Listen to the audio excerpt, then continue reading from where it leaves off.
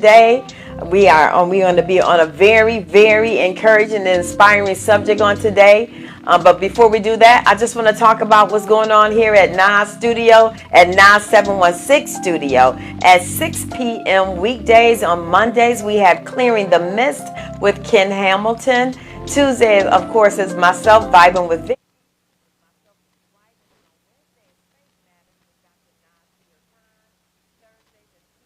Frank with Frank Hanley, and Fridays is Mind Your Business with tune in whenever I can. As soon as it pop up on my phone, I'm like, let me listen to this while I'm doing whatever I'm doing around the house. Because guess what? We can't never have too much information. So I am also looking to bring some guests on the show that's going to talk about health and all those things as time go on. But if you're seeing this show today, that's because I'm not here live, right? So this is a pre-recorded show, but I wanted to make sure you still get information, whether I'm able to make it to the studio or not. But trust me, I'm doing everything I can to be here live because I want to hear what you have to say. Also, I want to encourage you to please still text in your questions, hit them in the comments section. May not be here right now to answer those, but I promise you I will bring those back for the next show that we take. So let's talk about this today. My subject today is don't be stuck. Oh, I'm tuning in. I'm leaning forward because I want to speak to you. Whoever you are today, don't be stuck. Now we're going to take this to the next level. Whoever you are, whether you're driving in your car, washing your dishes, cooking your meal when you're listening to this, doing your hair, whatever it is, just your meditation time, say to yourself right now, I refuse to be stuck. I refuse to be stuck. I just refuse to do it. Don't be stuck. I want to talk about this. Y'all know I already talk about it and I say it a lot, and I want to make sure you guys get this in your spirit about me. There's a couple of things I really like. Number one is the Today Show.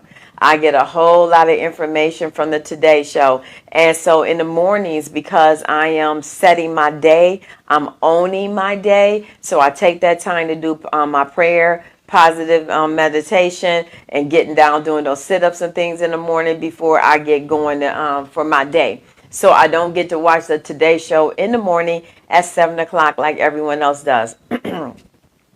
So what I do is I record it. So when I get off work, that's one of the things I tune into. That's one of the things I really like. The other thing I like is American history. I just get so motivated when I listen to what they did then and how they moved the economy forward. And I just believe that I'm right now is talking to some game changers. I believe that I'm talking to someone right now that have an ideal and really don't know how to push that thing forward. And I believe also that I'm talking to and I'm speaking to whoever this is right now that had an idea, told this idea to someone, or shared this idea with someone, and they didn't feed you the information you wanted. They didn't give you that positive feedback. Instead, what you heard them say was something negative. What you heard them say was put up all the barriers that could get in your way of manifesting this idea. And I want to say that is a trick of the enemy. That is someone and somebody that don't want to see you move forward. And I also want to say this. Sometimes when you get those pieces of information, it's not always from the enemy you think is going to be. Sometimes it's from frenemies. Sometimes it's from family. They don't know that they're being used. They don't know that what they're saying could shut down your idea. But I know. That's why I'm here to share it with you. I don't want you to be stuck. I want to start with talking about Edsel Ford. That's not a familiar name. Everybody don't really know who Edsel Ford was. But as I go on to tell this story, you're going to know more about him. As I was looking at one of the American history shows, and it was talking about Henry Ford and all the wonderful things Henry Ford did. And you've heard me talk about him on past shows because Henry Ford was a game changer. and Carnegie and Vanderbilt, the bankers, all of them were game changers. So here we now have a son, Edsel Ford, Henry's son, and the one thing he wanted to do was get the respect of his father. It was so important that his father didn't see him as a loser, but seeing him also as somebody that was going to leave their mark on this earth. And think about that. I don't want to be stuck. I want to leave my mark. I have this idea and I don't know what to do with it, right? So now here Edsel, he thinking of things he could do. He's being seen as a loser by his dad. You know, what can I do to please him? So while he's thinking, okay, this airplane flies overhead and he looks up. And when he looked up, ideas started to flow. So when he goes, he told his dad, I got it. He goes and pick up his dad. He said, I want to take you somewhere. His father wanted to know where. He didn't want to tell him exactly. And so when he got to the field, they got out the car and he said, that's it. And his father's like, what? And the airplane flew over. He said, that's it right there. That's how we're going to make some changes. Well, his father didn't buy into it. I don't know about you, but if my mother doesn't buy into my ideas, I just would be crushed, because I want her to see what I see. And that's what Edsel wanted. But what he couldn't do at the time was really verbalize what he was seeing. And I want to start right there. Everybody can't catch your vision. Everybody can't catch your vision. It's up to you to manifest that thing so we can see the vision, right? So now he said, this is it, Dad. You know, he goes and talks to his father. Was like, oh, yeah, right. Nonsense. Yeah, I'm not going to give you any money for that, because he needed the financial backing from his dad. Dad wasn't looking into putting money into doing the airplane thing. I think this is nonsense, because remember, this is Henry Ford. He's all about the automobile. Okay, so now he said, okay. He kept at it. He went and met with more group of guys. He still was perfecting his idea. We're going to pause right there. And I want to develop that piece right there for you. He kept developing his ideal, even though who he wanted to buy into it didn't buy into it yet. And I want you to remember that word and put it at the top of your list. I may have not been successful yet. I may not be at the top yet. I may not be a multi-millionaire yet, okay? So Dad didn't buy into it yet, okay? I may not have the job I want yet. I may have not graduated yet. The book may not be finished yet, okay? Yet is going to be one of your favorite words after today, right? Come on, stay here with me now. Back to Edsel. So now he's meeting with his team, and he's still developing the ideal, and he's decided, you know what we're going to do? We're going to transport the mail, because the mail was being transported via horse or train, right? So it's like, I know we could do this. So he kept trying, and the Wright brothers, of course, were the ones who developed the plane, created the plane and all of that, and so they was having failures, and so he said, nope, this isn't it. I gotta find me a pilot that can do this. And he heard about a pilot, and I wrote his name down here somewhere. Maybe I didn't. Oh yeah, Philip Parmelee. That's Parmalee. Philip Parmelee. Parmalee.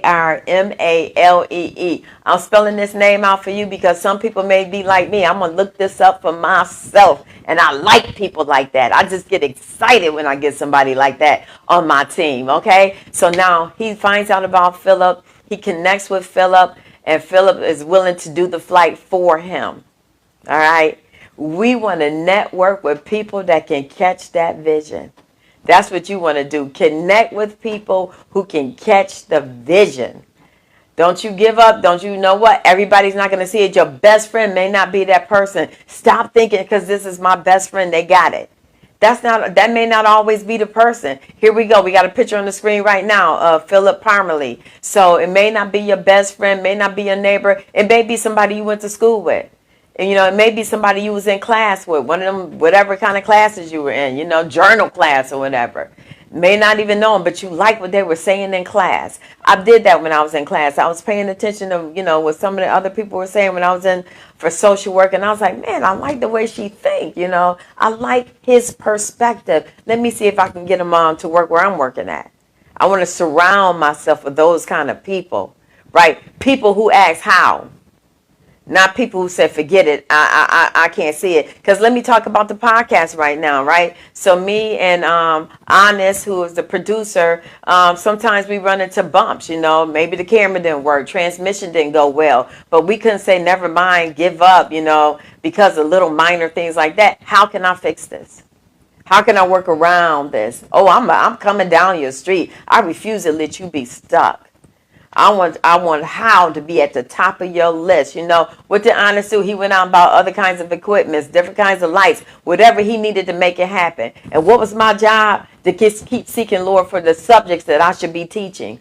I don't want to see another person stuck. And I'm making that my mission right now. Back to Etso, because he got me so excited today. So Etso, he's with his team. He found this guy that's willing to do the flight. So him and Philip gets together, and Philip said, I can do it. Y'all know that's my favorite word. Not just I will do it. He said, I can do it. See, you listen to what people are saying when you sharing the vision with them to see, is this person one of the people that should be on my team? I want the I can people. I need a do team. When you get a do team, they're willing to do whatever it is you want them to do. I'm in ministry with this lady named Larice Carr, Evangelist Larice Carr, and she always talks about her do team. And of course, I'm on the do team, right? We don't ask questions, we do.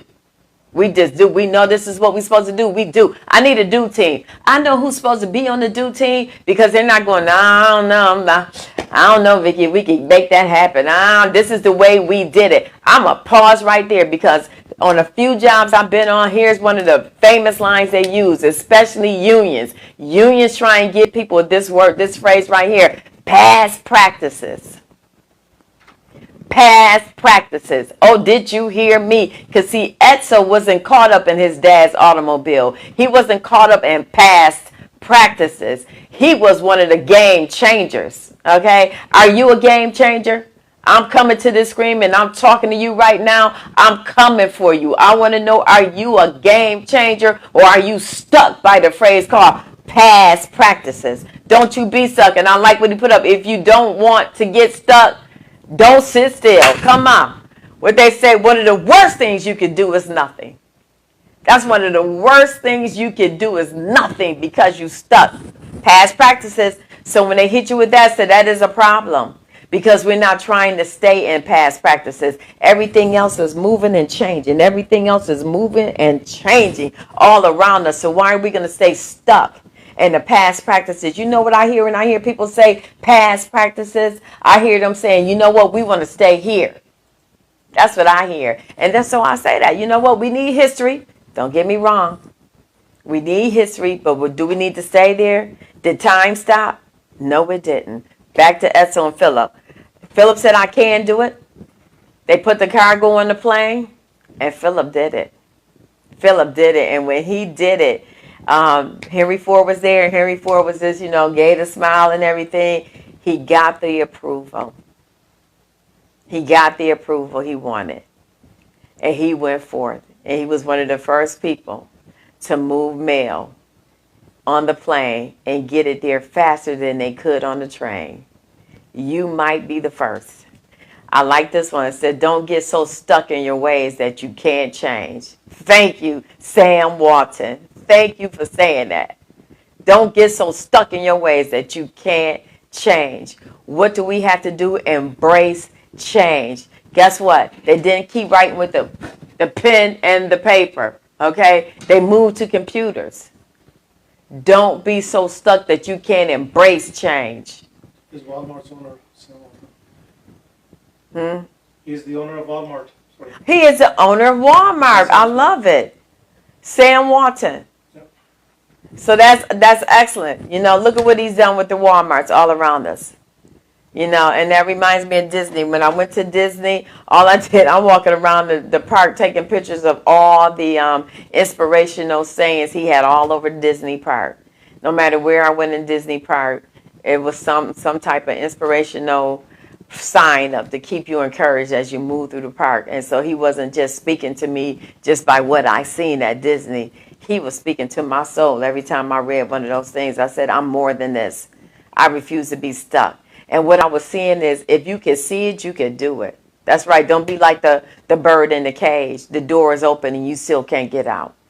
Information is there. Technology is there. Everything you need is at your fingertips, and you can't use it. So back to Edsel. Him and Philip gets together, and so they said, okay, we did it. We made it happen. Game changers. You know what makes a game changer? Consistency. Consistency. And I had to keep going back to Honest and myself as we working on this podcast, and he has other people, as you see me read in the beginning of the show, that's doing a podcast here. Consistency is key. You want to be successful, you must be consistent. People count on you to be consistent, because there's a people who's counting on you to be consistent, and there's the other set of people. And the other set of people, guess what they're saying? It's just a matter of time. They're going to give up. It's not going to last long. Just give it a little time. They'll be over that. They're going to quit in a minute. Don't you do that. Don't you give up. Be consistent about it. That's what game changers do. They be consistent. And they say, you know what? How can I be greater than I was yesterday? I'm learning how to ask those questions. I'm on a new job, and I explained this, in a few shows ago, and I'm looking and I'm studying the processes and how can I improve the process, and that not only that, but how can I be better on this job today than I was yesterday? Ask yourself that question. Can you beat your personal best? Or are you just, okay, I got, I read 5 chapters or whatever. Can you get to 6? And I want to talk about reading for a minute, because that's how I get all the information. I'm either watching these shows or I'm reading the books or whatever I need to do to get the information I need. And then I had to learn when somebody said, so what was that book about? Did you get something from the book, or did you just read the book? That's a big difference. Because I'm studying for an exam. And as I study for this exam, I'm trying to get something from all this information and implement it immediately into my job, into my personal life, whatever it is I'm doing. Did you get something from the day? A whole day went by, 24 hours. What did you get from the day? Because we always walk into the day wanting the day to be there for us. But did you get something from the day? And you'll know if you got something from the book, because you'll be able to give it back to somebody. You'll be able to share it with someone. Okay, so now that's another thing. Excellence. Game changers operate in excellence. You don't be stuck, because you're always looking for how I can be better, how I can make this excellent. Okay, as Honest and I and all the other hosts work on these shows, what we're looking to do is to be excellent at what we do. And the information that we provide, is it excellent information? Whatever you're doing on your job, have you gotten to excellent yet? If you haven't gotten to excellent, you got to keep on striving. Who do I need on my team now to help me get to excellent? Who do I need to remove from my team, because they're keeping us from hitting that excellent? That's what we got. And that's what he kept doing. He knew that those planes they said, planes kept crashing. Why? Some of the planes had too much weight on them. Some of the people couldn't do it. They didn't know how to navigate it. Different things were going wrong. But guess what? Despite what was happening, and people gave their lives for it, because some people died in those plane crashes.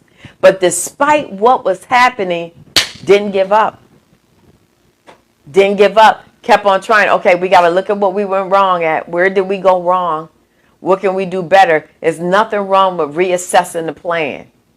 Okay, let's look at this. You have to take a look at that to see how you can be better. Do I have the best equipment? Do I have the best expert that does this right here? Have I talked to the top people? Do I need what I need to be successful? Look at that. All those planes going out there. He got a fleet of them. And they was like, how soon can you get a fleet of planes ready? When they first started rolling, people got so excited. Then the demand came into play. And then it's like, how can we meet the demand and be successful? Okay, because some people be trying to meet the demand, but then not giving you the quality service. Oh, I got a good friend, Dr. Alicia Scott, and I'm sure she'll tune in. And she loves to talk about quality service. And you'll be able to see her, on the show one day. And I know she's gonna walk us right into that quality service. It means so much to her. It means a lot to me. We do different work. She's in the medical field. I'm social work.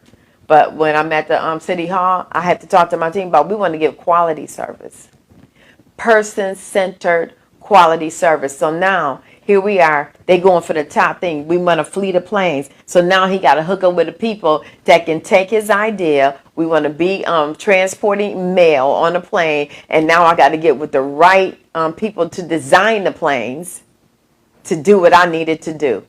So they had to get the fuel right. They had to get the storage area right. They had to lighten up the plane. They had a lot to do to carry out this vision. But you can't get stuck. Because the first thing we do is say, you know what? I don't have the money. I don't have the money. And I'm going to tell you about the producer. And he never knew that I was thinking this. So this will be his first time hearing this, right? I came in one day and he had all this equipment and stuff. And I was like, wow. And I said, you know what? Just as hard as he working, I have to work just as hard because he is investing in his career, on where he want to go to this next level. It was an investment. It wasn't him wasting money and throwing away money. He wanted to be the best at it, so he was making that investment. He sure was. And that equipment, and that's how you have to see it. Every time you're reading a book about it, every time you're doing the research on it, every time you go into a meeting, because sometimes I'll be like, oh, I don't even want to go. But guess what? It's an investment into me, okay, in my career or my ministry, whatever it is. You got to invest in that thing, and nobody's going to invest like you are. And pay attention to words like this. You got to go there. You need some time for yourself. Oh, people are notorious for saying that to me. You need some time for yourself. You need to get some rest. Guess what? Time is not working for me. Time works against me because it's moving even when I'm sleeping. So I got to get up and try and catch up with time, and I can never catch up with time. But why I'm healthy? And it says what? Don't get stuck in old ideas. Keep recognizing that reality is changing and that your ideas have to change. And this is Grace Lee Boggs. Okay? That is real good right there. Your ideals have to change with the times. They have to change. So remember, we're pursuing excellence. We want to be better than we were yesterday. Okay? Am I at my personal best? I am not yet. So I'm not satisfied with that. I am not satisfied with that. And I'm not going to be stuck in that cage. And I'm not, guess what? I want to say this to you. Don't let anybody put you in a cage. Don't let anyone put you in a cage. You may have started off being a basketball player, football player, whatever it is, and then something went wrong, whether you got hurt or whether somebody told you wasn't your best. You can't do that because your goal, whatever it is, your destiny is something else. It wasn't tied up in sports, but you feel it burning in there. You kept pushing it aside because Etzel, he knew that it wasn't what his father was doing. He knew it wasn't automobiles, but he didn't know what it was until the plane flew overhead. All right. So now I want to kind of sum it up with this right here. What drives you? What drives you? I was just talking to a couple of friends before the show started, and I was like, when you know your why, nothing can stop you. When you know why you're doing what you're doing, why you want to have this, plane with carrying the airplane cargo, you want to be the best at making sure people get their mail at an earlier time than they did. You want to be the best financier than you ever, the best person that do a podcast, had the best show, vibrant colors, face look great, the tones are good, whatever it is, you're trying to be the best at. You know your why, then nothing can stop you. Why are you doing this? Because you want to help youth? You want to help seniors? What do I want to do? I want to help Niagara Falls go to the next level. I want to help Niagara Falls move to the next level. We have to know our why. Because if you don't know your why, people will dictate it to you. And this is where I like to really hone into young ladies. Because many times as a young lady, men would say things to me that try and deter me from who I was. You're not this. This is all you can do. Even when in ministry, you'll never be that. You're not going to dictate to me what my why is. I want you to know your why you're doing what you're doing, what you've been called to do. what it is, because when you know your why, you stay on focus. When you'll stay on point, rather, you will stay focused. When I was in college, when I was in undergrad, I've seen people changing their major. Every time I say, you change your major again? What made you change your major? Oh, I was talking to the career person and they thought maybe this. Have you gone to the career center? I said yes, and I told them exactly what I wanted to do and why I wanted to do it. My first area of career was in addictions. I wanted to help other families. I wanted my ministry, my misery, to become my ministry. So nothing could shake me from that. I wanted to help other families. So you know your why, and and write it down. Write it down. You know what I did? I hung it up. I hung it up all over my bedroom door, around my house, on the refrigerator. My why I was going to school, why I chose the career I chose. And what the end thereof is going to be, I couldn't tell you. But hey, stay tuned with Vibing with Vicky. This is just the beginning of something big. I know we're going to do big things here at 9716 Studio, and we're going to do big things here in Niagara Falls. I'm so excited about that. And I just want to remind you, nightly, every night, 6 p.m. weekdays here at 9716 Studio. On Mondays, we have Clearing the Mist with Ken Hamilton. Tuesday.